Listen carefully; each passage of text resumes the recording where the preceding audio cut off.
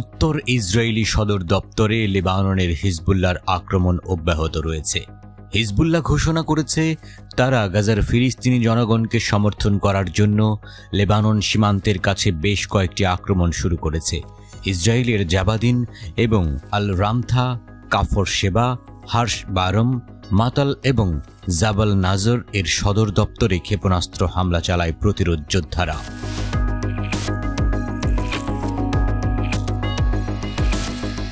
Hezbollah ইসরায়েলের artillery unit 411 western brigade 300 এর হেডকোয়ার্টারেও আক্রমণ করে। হিজবুল্লাহ বলেছে দক্ষিণ লেবাননের নিরাপদ গ্রামে ইসরায়েলি বাহিনীর আগের রাতের হামলার প্রতিক্রিয়া হিসেবে এই হামলা চালানো হয়েছে।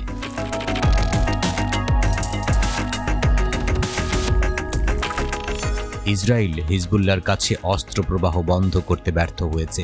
এমন পরিস্থিতিতে নিরাপত্তা বিশেষজ্ঞরা বলছেন যে ইসরায়েলকে সিরিয়ায় তার অভিযান বাড়ানোর সিদ্ধান্ত নিতে হতে পারে।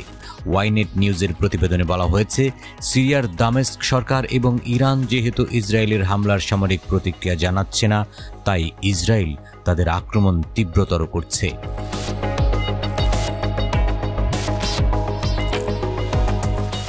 ইসরায়েল সিরিয়ায় হামলা বৃদ্ধি করেছে, যার মধ্যে লক্ষ্যবস্তু করে হত্যা, জ্বালানি ডিপো এবং অস্ত্রের দোকানে বিমান হামলা অন্তর্ভুক্ত।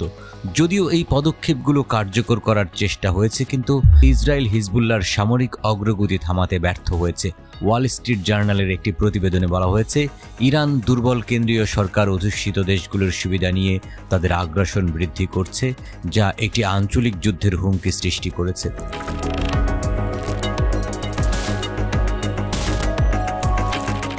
চলতি সপ্তাহের শুরুতে সিরিয়া লেবানন সীমান্তে ইসলামিক জিহাদের একজন সিনিয়র সদস্যের বিরুদ্ধে ইসরায়েলের ড্রোন হামলা ছিল অক্টোবর থেকে সিরিয়ায় ইসরায়েলের 180টিরও বেশি হামলার মধ্যে সর্বশেষটি। ইসরায়েলি হামলাগুলো লেবাননের হিজবুল্লাহকে অস্ত্র সরবরাহ ব্যাহত করার প্রচেষ্টার অংশ হিসেবে পরিচালিত হচ্ছে। হিজবুল্লাহ এখন 1.5 লাখের মতো শক্তিশালী ফাইটিং ফোর্স এবং শক্তিশালী ক্ষেপণাস্ত্র ও রকেট দিয়ে ইসরায়েলকে লক্ষ্য করতে সক্ষম।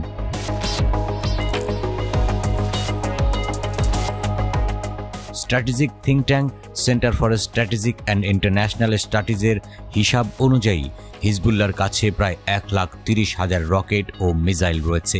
তাদের এই অস্ত্র ভাণ্ডারের বেশিটাই হল ছোট আকারের, আনগাইডেড ভূমি থেকে ভূমিতে নিক্ষেপণযোগ্য আর্টিলারি রকেট। তবে হিজবুল্লাহর ভাণ্ডারে বিমান ও রণতরী বিধ্বংসী মিসাইল আছে বলেও ধারণা করা হয়। তাছাড়া বেশ কিছু গাইডেড মিসাইলও আছে, যেগুলো ইসরায়েলের অনেক ভেতরে গিয়েও আঘাত হানতে সক্ষম। গাজা ভূখণ্ডে হামাসের হাতে যে ধরনের অস্ত্রশস্ত্র আছে তার তুলনায় হিজবুল্লাহর এই অস্ত্র ভাণ্ডার অনেক বেশি আধুনিক ও বিধ্বংসী।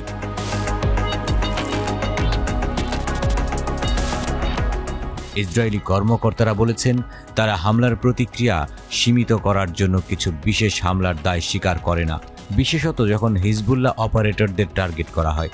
ইসরায়েলি নিরাপত্তা বিশেষজ্ঞরা বলছেন, ইসরায়েলকে সিরিয়ায় আরও কার্যকরভাবে অভিযান চালানোর সিদ্ধান্ত নিতে হবে, কারণ সিরিয়া ইরানের প্রতিরোধের অক্ষের অংশ এবং হিজবুল্লাহর অস্ত্রের বেশিরভাগই সেখানে পরিবহন করা হয়।